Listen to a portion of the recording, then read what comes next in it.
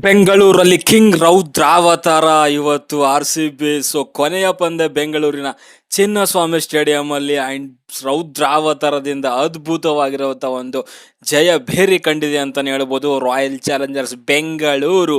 So ಇನ್ನೂ 7 ಎಸೆತಗಳನ್ನು ಬಾಕಿ ಇರುವಂತೆ 206 ರನ್ಗಳನ್ನು ಚೇಸ್ ಮಾಡಿ ಅದ್ಭುತವಾಗಿರುವಂಥ ಒಂದು ಗೆಲುವನ್ನ ತಂದು ಕೊಟ್ಟಿದ್ದಾರೆ RCB ಅಭಿಮಾನಿಗಳಿಗೆ ಅಂತಾನೆ ಹೇಳ್ಬೋದು. ಕಿಂಗ್ ಕೊಹ್ಲಿ ಅದ್ಭುತವಾಗಿರುವಂಥ ಒಂದು 81 ರನ್ನು. ಸೊ 184 ಸ್ಟ್ರೈಕ್ ರೇಟಲ್ಲಿ 44 ಬಾಲ್ಗೆ 81 ರನ್ಗಳನ್ನು ಬಾರಿಸ್ತಾರೆ. ಅದು 8 ಬೌಂಡ್ರಿ ಆ್ಯಂಡ್ 4 ಅದ್ಭುತವಾಗಿರುವಂಥ ಸಿಕ್ಸರ್ ಒಂದಿಗೆ ಸಖತ್ತಾಗಿರುವಂಥ ಒಂದು ಪಂದ್ಯ ಆ್ಯಂಡ್ ರೌದ್ರಾವತಾರದ ಒಂದು ಬ್ಯಾಟಿಂಗ್ ಅಂತಾನೆ ಹೇಳ್ಬೋದು ನಮ್ಮ ಕಿಂಗ್ ಕೊಹ್ಲಿ ಅವ್ರದ್ದು ಅಂತಾನೆ ಹೇಳ್ತೀನಿ. 205 ರನ್ಗಳನ್ನ ಚೇಸ್ ಮಾಡೋದು ಅಂತಂದರೆ ಸಖತ್ತಾಗಿರುವಂಥ ಒಂದು ಬ್ಯಾಟಿಂಗ್ ಪ್ರದರ್ಶನ RCB ಕಡೆಯಿಂದ ಅಂತಾನೆ ಹೇಳ್ತೀನಿ. ಅದ್ಭುತವಾಗಿರುವಂಥ ಪಂದ್ಯ ಆ್ಯಂಡ್ ಪಡಿಕಲು ಕೂಡ ಅಷ್ಟೇ 55 ರನ್ಗಳನ್ನು ಬಾರಿಸ್ತಾರೆ. ಇವತ್ತು 27 ಡೆಲಿವರಿ ನಿಲ್ಲಿಸಿ 203 ಒಂದು ಸ್ಟ್ರೈಕ್ ರೇಟಲ್ಲಿ ಬಾರಿಸಿರುವಂಥ 115 ರನ್ಗಳ ಒಂದು ಪಾರ್ಟ್ನರ್ಶಿಪ್ನ ಮಾಡ್ತಾರೆ. 2ನೇ ವಿಕೆಟ್ಗೆ ದೇವದತ್ ಪಡಿಕಲ್ ಆ್ಯಂಡ್ ನಮ್ಮ ಕಿಂಗ್ ಕೊಹ್ಲಿ ಅಂತಾನೆ ಹೇಳ್ಬೋದು. ಸಖತ್ತಾಗಿರುವಂಥ ಒಂದು ಬ್ಯಾಟಿಂಗ್ ಪ್ರದರ್ಶನ. ಬಟ್ ಸೆಂಚುರಿ ಮಿಸ್ ಆಯ್ತಲ್ಲ ಅನ್ನೋವಂಥ ಬೇಜಾರು. ಬಟ್ ಏನೂ ಮಾಡ್ಲಿಕ್ಕಾಗಲ್ಲ, ಪಂದ್ಯ ಅಂತೂ ಗೆದ್ದಿದ್ದಾರೆ. ಅದೇ ಅದ್ಭುತವಾದಂಥ ಒಂದು ಕ್ಷಣ ಅಂತಲೇ ಹೇಳ್ಬೋದು. ಆ್ಯಂಡ್ ಸೊ ಇವತ್ತು ಟಾಸ್ ಗೆದ್ದಂಥದ್ದು ನಮ್ಮ ಕ್ಯಾಪ್ಟನ್ ರಜತ್ ಪತಿದರ್ ಅಂದರೆ ರಾಪ ಅಂತಲೇ ಹೇಳ್ಬೋದು. ಆ್ಯಂಡ್ ಚೇಸಿಂಗ್ನ ಆಯ್ಕೆ ಮಾಡ್ಕೊತಾರೆ. ಇವತ್ತು ಪಿಚ್ ಬಗ್ಗೆ ಸ್ವಲ್ಪ ಅವ್ರಿಗೆ ಡೌಟ್ ಇತ್ತು ಅಂತ ಅನಿಸುತ್ತೆ. ಅಂದರೆ ಫಸ್ಟ್ ಒಂದು ಇನ್ನಿಂಗ್ಸಲ್ಲಿ ಸ್ವಲ್ಪ ಎಲ್ಲೋ ಟ್ರಿಕಿ ಆಗಿರ್ಬೋದು, ಸ್ವಲ್ಪ ಡ್ರೈ ಆಗಿ ಕಾಣಿಸ್ತಾ ಇದೆ ಅಂತ ಅನ್ಕೊತಾರೆ.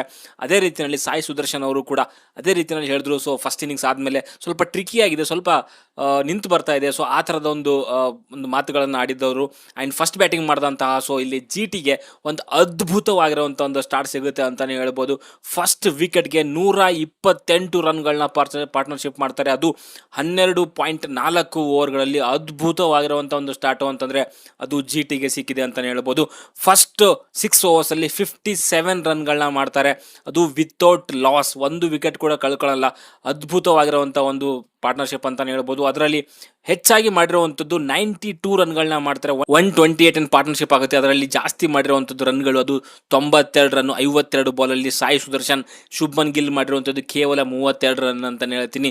ಸಾಯಿ ಸುದರ್ಶನ್ ಇವತ್ತು ಸಖತ್ತಾಗಿರುವಂಥ ಒಂದು ಸೆಂಚುರಿನ ಮಾಡ್ತಾರೆ. ಬಟ್ ಸ್ಟ್ರೈಕ್ ರೇಟ್ ಇನ್ನೊಂದು ಚೂರು ಇಂಪ್ರೂವ್ಮೆಂಟ್ ಆಗಬೇಕಾಗಿತ್ತು ಅಂತ ಅನಿಸುತ್ತೆ. ಬಿಕಾಸ್ ಅವ್ರು ತೊಗೊಂಡಿರುವಂಥದ್ದು 58 ಡೆಲಿವರಿಗಳನ್ನ ತೊಗೊತಾರೆ 100 ರನ್ಗಳನ್ನ ಮಾಡಲಿಕ್ಕೆ.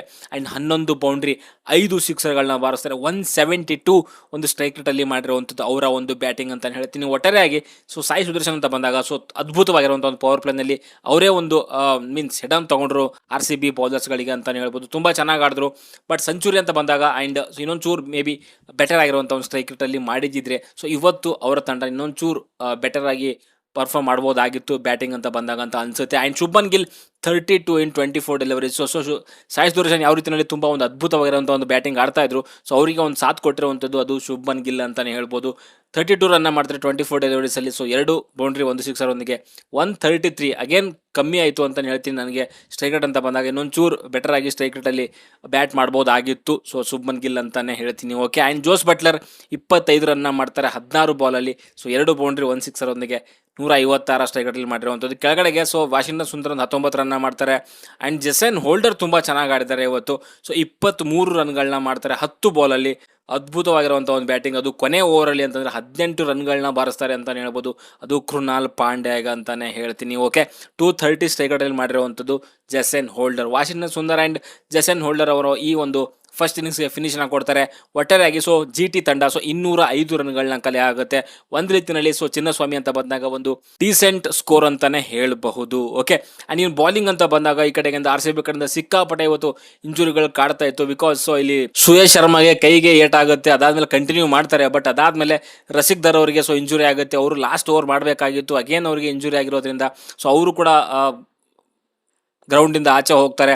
ಅದಾದಮೇಲೆ ಅದನ್ನು ಕಂಟಿನ್ಯೂ ಮಾಡಲಿಕ್ಕೆ ನಮ್ಮ ಕೃಣಾಲ್ ಪಾಂಡೆ ಅವರು ಬರ್ತಾರೆ. ಅವ್ರಿಗೂ ಕೂಡ ಕಾಲಿ ಸ್ವಲ್ಪ ಏನೋ ಪೇನ್ ಇರುತ್ತೆ, ಆದರೂ ಕೂಡ ಅದನ್ನು ಕಂಟಿನ್ಯೂ ಮಾಡ್ತಾರೆ. ಬಟ್ ಕೊನೆ ಓವರಲ್ಲಿ ಬಂದಿರುವಂಥದ್ದು 18 ರನ್ಗಳು. ಅವ್ರನ್ನ 200 ಒಳಗಡೆ cut ಹಾಕ್ಬೋದಾಗಿತ್ತು in case Rasik there ಇದ್ದಿದ್ದರೆ.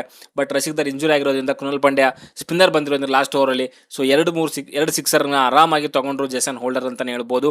ಸೊ 18 ರನ್ನ ಬಿಟ್ಕೊಡ್ತೀವಿ. ಅದು ಬಿಟ್ಟರೆ ಸೊ ಭುವನೇಶ್ವರ್ ಕುಮಾರ್ ತುಂಬ ಚೆನ್ನಾಗಿ ಮಾಡಿದ್ದಾರೆ. ಜೋಸ್ ಹೇಸಲ್ವುಡ್ ಸೊ ಒಂದು ಡೀಸೆಂಟ್ ಅಂತ ಹೇಳ್ಬೋದು. ಬಿಕಾಸ್ 40 ರನ್ನ ಕೊಡ್ತಾರೆ, ಒಂದು ವಿಕೆಟ್ ತೆಗೆದಿದ್ದಾರೆ. ಅದು ಬಿಟ್ಟರೆ ಸ್ವಲ್ಪ ಎಲ್ಲರೂ ಕೂಡ ದುಬಾರಿನೇ ಆಗಿದ್ದಾರೆ ಅಂತಲೇ ಹೇಳ್ಬೋದು. ಬಟ್ ರೊಮಾರಿಯೋ ಶೆಫರ್ಡ್ ಅಗೇನ್ ಇವತ್ತು 1 ಓವರ್ ಕೊಡ್ತಾರೆ ಮಿಡ್ಲ್ ಓವರ್ಸಲ್ಲಿ. ಅಗೇನ್ ಇವತ್ತು ತುಂಬ ದುಬಾರಿ ಆಗಿದ್ದಾರೆ ಅಂತಲೇ ಹೇಳ್ಬೋದು. 17 ರನ್ಗಳನ್ನ ಕೊಡ್ತಾರೆ ಒಂದೇ ಓವರಲ್ಲಿ. ಸ್ವಲ್ಪ ಇವತ್ತು RCB ಬೌಲರ್ಸ್ಗಳು ದುಬಾರಿ ಆಗಿದ್ದಾರೆ, ಎಕ್ಸೆಪ್ಟ್ ಭುವನೇಶ್ವರ್ ಕುಮಾರ್ ಅಂತಲೇ ಹೇಳ್ತೀನಿ. Okay, and royal Challengers Bengaluru ತಂಡ ಈ ಒಂದು ಚೇಸ್ನ ಬೆನ್ನತ್ತುತ್ತೆ 206 ರನ್ಗಳದ್ದು.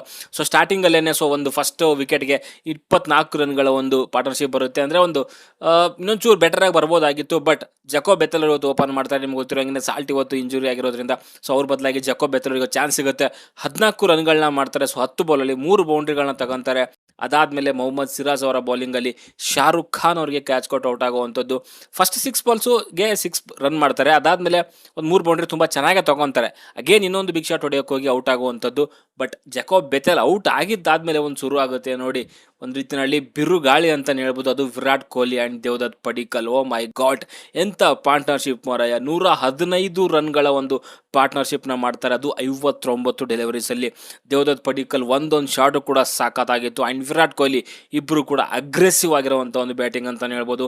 ಬೆಂಗಳೂರಿನ ಚಿನ್ನಸ್ವಾಮಿ ಅಂತ ಬಂದ ತಕ್ಷಣ ಪಡಿಕ್ಕಲ್ಗೇನು ಹೊಸದಲ್ಲ ಆ್ಯಂಡ್ ವಿರಾಟ್ ಕೊಹ್ಲಿಗೇನು ಹೊಸದಲ್ಲ. ಇಬ್ಬರು ಕೂಡ ಸಖತ್ತಾಗಿರುವಂಥ ಒಂದು ಬ್ಯಾಟಿಂಗ್. ಪವರ್ ಪ್ಲೇ ಆಗಿರ್ಬೋದು, ಪವರ್ ಪ್ಲೇ ಆದಮೇಲೆ ಆಗಿರ್ಬೋದು, ಎಲ್ಲೂ ಕೂಡ ಅಷ್ಟೇ.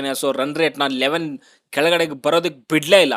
ಎಲ್ಲನೂ ಕೂಡ ಅಷ್ಟೇ, ಎಲ್ಲ ಓವರ್ಸಲ್ಲೂ ಕೂಡ 11 ಮೇಲೇ ಇತ್ತು ನಮ್ದು ಒಂದು ರನ್ ರೇಟ್ ನೋಡ್ತಾ ಇದ್ರೆ.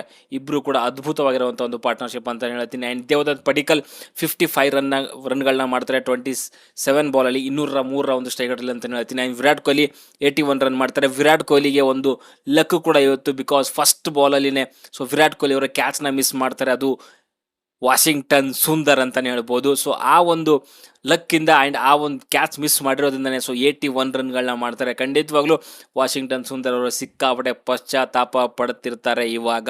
ಆ ಒಂದು ಸಿಕ್ಕಿರುವಂಥ ಚಾನ್ಸ್ನ ಯೂಸ್ ಮಾಡ್ಕೊಂಡು ವಿರಾಟ್ ಕೊಹ್ಲಿ ಅವರು 81 ರನ್ಗಳನ್ನ ಮಾಡ್ತಾರೆ. ಆ್ಯಂಡ್ ಜೆಸನ್ ಹೋಲ್ಡರ್ ಅವರ ಬಾಲ್ನಲ್ಲಿ ಅಲ್ಲಿ ಸ್ಲೋ ಬೌನ್ಸರ್ಗೆ ಬೋಲ್ಡ್ ಆಗ್ತಾರೆ ಅಂತಲೇ ಹೇಳ್ಬೋದು. ಆ್ಯಂಡ್ ಅದಾದಮೇಲೆ ರಜತ್ ಪತಿದಾರ್ ಅಗೇನ್ 8 ರನ್ನ ಮಾಡ್ತಾರೆ. ಬಿಗ್ ಶಾಟ್ ಹೊಡೆಯೋಕೆ ಹೋಗಿ ಅವರು ಕೂಡ ಔಟ್ ಆಗ್ತಾರೆ. ಜಿತೇಶ್ ಶರ್ಮಾ ಅವರು ನನ್ನ ಪ್ರಕಾರ ಇವತ್ತು ಕಳಿಸಿರುವಂಥದ್ದು ಬ್ಯಾಟಿಂಗ್ ಪೊಸಿಷನ್ ಕರೆಕ್ಟ್ ಆಗಿದೆ. 10 ರನ್ನ ಮಾಡ್ತಾರೆ 6 ಬಾಲಲ್ಲಿ. ಓಕೆ, ತುಂಬ ಚೆನ್ನಾಗಿ ಪಾಸಿಟಿವ್ ಕಾಣಿಸ್ತಾ ಇದ್ರು. ಬಟ್ ಬಿಗ್ ಶಾಟ್ ಹೊಡೆಯೋಕೆ ಹೋಗಿ ಅಲ್ಲಿ ಸುತಾರ್ ಅವ್ರಿಗೆ ಕ್ಯಾಚ್ ಕೊಟ್ಟು ಔಟ್ ಆಗ್ತಾರೆ. ಬಟ್ ಪೊಸಿಷನ್ ಕರೆಕ್ಟ್ ಆಗಿದೆ. ಡೇವಿಡ್ ಅವರ ಮೇಲೇ ಕಳಿಸ್ಬೇಕು ಅವ್ರಿಗೆ. ಅದಾದಮೇಲೆ ಜಿತೇಶ್ ಶರ್ಮಾ ಆದಮೇಲೆ ಡೇವಿಡ್ ಅವರು ಬರಬೇಕು ಅಂತ ನನಗೆ ಅನ್ಸುತ್ತೆ.